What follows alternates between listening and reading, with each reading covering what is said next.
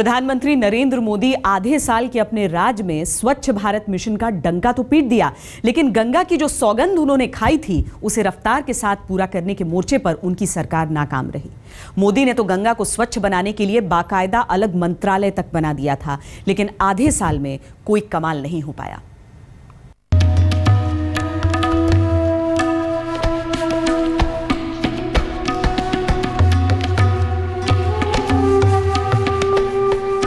गंगा, पतित पावनी गंगा, सदियों से पीढ़ियों को मोक्ष देती गंगा, लेकिन खुद आंसू बहा रही है अपनी बदहाली पर।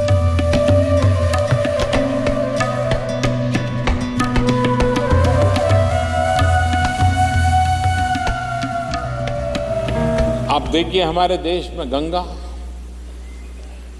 आप मुझे बताइए, आप में से कोई ऐसा होगा जिसके मन की इच्छा नहीं होगी कि अपने माँ बाप को कभी न कभी तो गंगा स्नान के लिए ले जाऊं। हर एक के मन की इच्छा रही होगी, लेकिन जब पढ़ता है कि गंगा इतनी मैली हो गई है तो उसको लगता है क्या करें। आप मुझे बताइए भैया, हमारी गंगा शुद्ध होनी चाहिए कि नहीं होनी चाहिए? लेकिन जिस गंगा की सफाई के लिए मोदी ने खुद बनारस जाकर फावड़ा उठाया, मां गंगे की आरती उतारकर अपने संकल्प की तरफ और मजबूती से कदम बढ़ाने का वादा किया, उस वादे की तरफ गंगा मंत्रालय की तरफ से अब तक कोई ठोस काम शुरू भी नहीं हुआ। नमामि गंगे योजना तो शुरू हुई, लेकिन अब तक एक कदम भी आगे नहीं बढ़ाया गया, यहाँ तक कि एक मीटिंग तक नहीं हुई है। I propose to set up an integrated Ganga conservation mission called the Namami Ganga and set aside a sum of rupees 2037 crores. तो समाज को गंगा जी के साथ जोड़ना और सफाई के साथ जोड़ना, उस मायने में तो ये बहुत अच्छा लगता है। यदि प्रधानमंत्री जी ने गंगा जी के लिए NGBRA की बैठक भी ना बुलाई हो, उन्हीं की अध्यक्षता में होनी थी, तो फिर उस माँ के इलाज के लिए हम कैसे कह सकते हैं कि मैं अपनी माँ का अच्छा इलाज करूंगा? मैं समझता हूं कि प्रधानमंत्री जी को जल्दी करना चाहिए। गंगा सफाई को लेकर सुप्रीम कोर्ट ने भी चिंता जताते हुए कहा कि इस तरह तो गंगा 200 साल में भी साफ नहीं हो पाएगी, और सरकार को पूरी योजना को चरणबद्ध ढंग से पेश करने को कहा। विपक्ष इस मामले में मोदी सरकार को खड़ा करने की कोशिश कर रहा है, लेकिन सुप्रीम कोर्ट की चिंता सरकार को लेकर है, सिर्फ मोदी को लेकर नहीं, और इस मामले में यूपीए सरकार भी कटघरे में खड़ी नजर आती है। गंगा खराब कब हुई है? अभी 40-50 साल में। इसका मतलब है कि लाखों साल तक तो वो ठीक थी। तो वो जो चीज़ें हमने 40-50 साल में खराब कर दी हैं, उनको हम ठीक कर सकते हैं। गंगा को बचाया जा सकता है, बनाए रखा जा सकता है।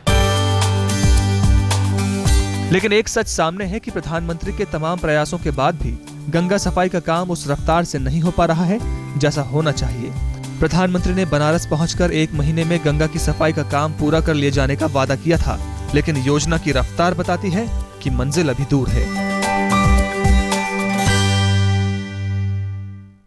नरेंद्र मोदी ने देश में सत्ता और शासन की एक नई परिभाषा लिखी। सिर्फ 5 घंटे की नींद और बाकी वक्त सिर्फ काम। मोदी की अपनी इस दिनचर्या का असर पूरी सरकार पर पड़ा। अफसरों, मंत्रियों की बॉडी लैंग्वेज बदल गई, तेजी से फैसले होने लगे।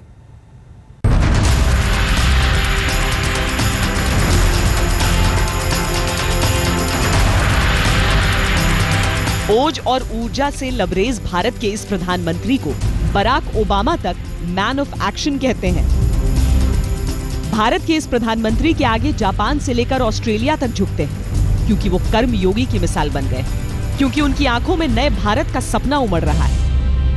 मैं आपको विश्वास दिलाता हूं भाई बहन, मैं मेरे सरकार के साथियों को भी कहता हूं, अगर आप 12 घंटे काम करोगे तो मैं 13 घंटे करूंगा, अगर आप 14 घंटे काम करोगे तो 15 घंटे। प्रधान सेवक की संज्ञा उन्होंने खुद को दी तो संज्ञा के काबिल बनकर भी दिखाया। कभी पार्टी के लिए देश के छोटे कस्बों तक की खाक छानते हैं, तो कभी देश के लिए दुनिया में भारत की साख दुरुस्त करते हैं। प्रधानमंत्री नहीं, प्रधान सेवक के रूप में आप और ये बात तो उनके विरोधियों तक को मानना पड़ेगा कि अथक प्रयत्न करने में उनका कोई जोड़ नहीं, और यही काम वो अपने अधिकारियों और मंत्रियों से करा रहे हैं। निर्णय लेने की क्षमता तेज हो गई है, फैसलों पर अमल भी तेज हो गया है। सबसे ताजा मिसाल रक्षा समझौतों को मूर्त रूप देना है। आर्टिलरी गन्स की मांग सेना सालों से कर रही थी, मगर उसकी जरूरत को पूरा किया है मोदी सरकार ने। कभी कभी तो वो खुद चुटकी लेते हैं कि जो अधिकारी पहले काम नहीं करते थे, वो आज खून पसीना एक करने के लिए तैयार है। क्या इस देश में सरकारी अफसर समय पर दफ्तर जाएं, ये कोई न्यूज होती है क्या? और अगर वो न्यूज बनती है तो हम कितने नीचे गए हैं, कितने जिए हैं, इसका वो सबूत बन जाता है। इतना ही नहीं, राष्ट्रीय राजमार्गों का काम तेज चल रहा है। रेलवे में आमूलचूल परिवर्तन का खाका तैयार हो गया है। इंटरेस्ट रेट को कम करने पर तेजी से काम चल रहा है, क्योंकि मोदी सिर्फ दौड़ते ही नहीं, पूरी ब्यूरोक्रेसी को दौड़ाना भी जानते हैं। पिछली सरकार की पॉलिसी पैरालिसिस का असर अंतर्राष्ट्रीय रेटिंग्स में देखना पड़ा था। अभी मोदी सरकार पूरी तरह से उस साए से तो नहीं निकल पाई है, लेकिन शुरुआत हो चुकी है। प्रधानमंत्री नरेंद्र मोदी ने सरकार के कामकाज का तौर तरीका तो बदला, लेकिन सिस्टम में दीमक की तरह घुस चुके भ्रष्टाचार के खात्मे के लिए 6 महीने में कुछ खास नहीं दिखा। यूपीए सरकार में भ्रष्टाचार को बीजेपी ने चुनावों में मुद्दा बनाया था, लेकिन भ्रष्टाचार के खिलाफ जंग के दावों की दिशा में मोदी सरकार 6 महीने में कोई ठोस कार्यक्रम नहीं बना पाई। भाइयों बहनों, मैंने बीड़ा उठाया है और मेरा तो मंत्र रहा है, न खाऊंगा न खाने दूंगा। और जनता मानो निहाल हो गई। आंखों में सपने तैरने लगे कि सब कुछ आसानी से होगा, बिना लिए दिए होगा। मगर 6 महीने बाद भी जमीनी हालात भ्रष्टाचार मुक्त नहीं, क्योंकि इस दिशा में ठोस पहल नहीं हुई, क्योंकि भ्रष्टाचार को काबू में करने के लिए कड़े और कठोर नियम नहीं आए। मुझे लगता है कि ये जो सरकार है, ये सरकार सिर्फ सपना स्वयं भी देखती है और दूसरों को भी दिखाने का काम करती है। सपने बेचे, युवाओं के साथ विश्वासघात किया, सब कुछ सामने है। मुझे लगता है 6 महीने का कार्यकाल तो सिर्फ नरेंद्र मोदी जी ने खुद की अंतर्राष्ट्रीय पटल पर प्रसिद्धि कैसे हासिल की जाए उसकी मार्केटिंग में बताया।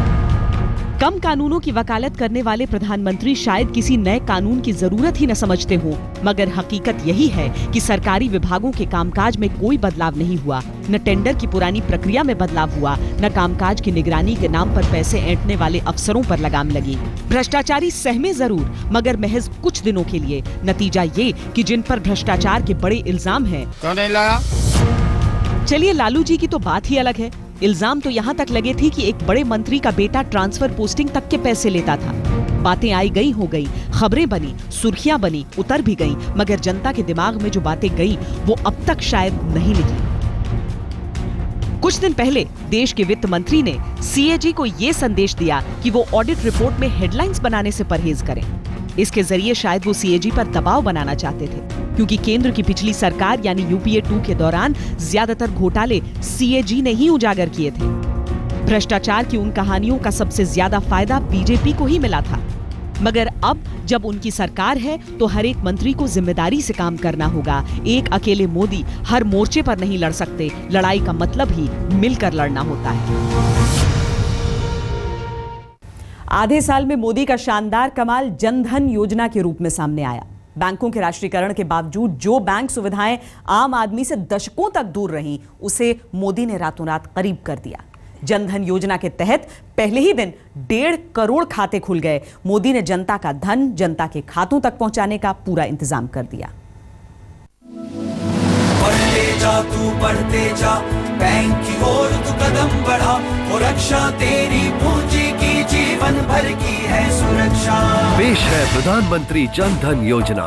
अब बैंक खाता आसानी से खुलेगा, साथ ही डेबिट कार्ड और 1 लाख के दुर्घटना बीमा का लाभ मिलेगा। बढ़ते जा तू बढ़ते जा, बैंक की ओर तू कदम बढ़ा। देशवासियों, अगर बैंक में खाता नहीं है तो आज ही नजदीकी बैंक शाखा या शिविर में या बैंक मित्र से संपर्क करें। लाइन में खड़ा आखिरी आदमी भी देश की अर्थव्यवस्था का हिस्सा बने और उसके हिस्से का लाभ बिना किसी भ्रष्टाचार के सीधा सीधा उस तक पहुंच सके। इसके लिए मोदी सरकार ने प्रधानमंत्री जन धन योजना शुरू की। कि जब कोई व्यक्ति बैंक में खाता खोलता है तो अर्थव्यवस्था की जो मुख्य धारा है, उस धारा से जुड़ने का उसका एक पहला कदम बन जाता है। जन धन योजना का उद्देश्य देश भर में सभी परिवारों का बैंक में खाता खुलवाना और बैंकिंग सुविधाएं मुहैया कराना है। लाल किले की प्राचीर से प्रधानमंत्री ने जन धन योजना का ऐलान किया तो 28 अगस्त 2014 को योजना का शुभारंभ भी कर दिया। पहले ही दिन 1.5 करोड़ खाते देश भर में प्रधानमंत्री जन धन योजना के तहत खोले गए। इस 70 मिलियन जो बैंक अकाउंट खुले हैं 10 वीक में खुले हैं, 5,000 करोड़ रुपए इन्होंने जमा करवाया, 5,000 करोड़ रुपए। लक्ष्य सामने था, लेकिन मंजिल के रास्ते अभी साफ नहीं थे। लिहाजा प्रधानमंत्री ने खुद बैंकों को ईमेल भेजे, बैठकें की और बैंक अधिकारियों से सीधे सीधे बात की। मैंने कहा भाई, ये रिजर्व बैंक कह रही है 3 साल, डिपार्टमेंट कह रहा है 2 साल, आप क्या कह रहे हैं? नहीं साहब, बोले 1 साल तो लगेगा। हमने ठान ली कि काम करना है। लास्ट 10 वीक में 71 मिलियन बैंक अकाउंट खुल चुके हैं। योजना के शुरू होने के लगभग 3 महीने के अंदर ही 7.5 करोड़ ऐसे परिवारों के खाते खोले जा चुके हैं जिनके परिवार में कभी किसी का बैंक खाता नहीं था। 58% लोगों को डेबिट कार्ड भी मुहैया कराए जा चुके हैं। वित्त मंत्रालय की एक रिपोर्ट के मुताबिक 15 नवंबर तक स्टेट बैंक ऑफ इंडिया में 1 crore 34 lakh account, bank of Baroda में 40 लाख अकाउंट, कैनरा बैंक में 30 लाख 90 हजार अकाउंट खोले जा चुके हैं। खाता धारक परिवार आर्थिक रूप से पूरी तरह मजबूत रहे, लिहाजा खाता खुलने के साथ ही हर खाता धारक 1 लाख रुपए की दुर्घटना बीमा का अधिकारी हो जाएगा और आगे चलकर हर खाते पर 5,000 रुपए के ओवरड्राफ्ट की सुविधा भी होगी। प्रधानमंत्री का लक्ष्य आम आदमी को भ्रष्टाचार से बचाकर देश की अर्थव्यवस्था का हिस्सा बनाना है और नतीजे बताते हैं कि योजना कामयाबी की तरफ तेजी से बढ़ रही है। विकास के दावों पर चुनाव लड़े, लेकिन आधे साल में कितनी दूर पहुंचे विकास के वादे। प्रधानमंत्री नरेंद्र मोदी ने आधे साल में कई कमाल दिखाए। जनधन योजना के जरिए देश के बैंकों को देश के आम आदमी से जोड़ दिया, लेकिन विदेशी बैंकों में जमा काला धन लाने में सरकार कामयाब नहीं रही। सरकार बनते ही हालांकि एसआईटी बना दी गई थी, लेकिन आधा साल बीत जाने के बाद भी काले धन की एक पाई भी भारत नहीं आ पाई। ये नजारे, ये शोरगुल, ये गहमा गहमी, ये हंगामा बरपा है काले धन के मुद्दे पर। विपक्ष को मौका मिल गया है वार पर वार करने का, आर या पार करने का।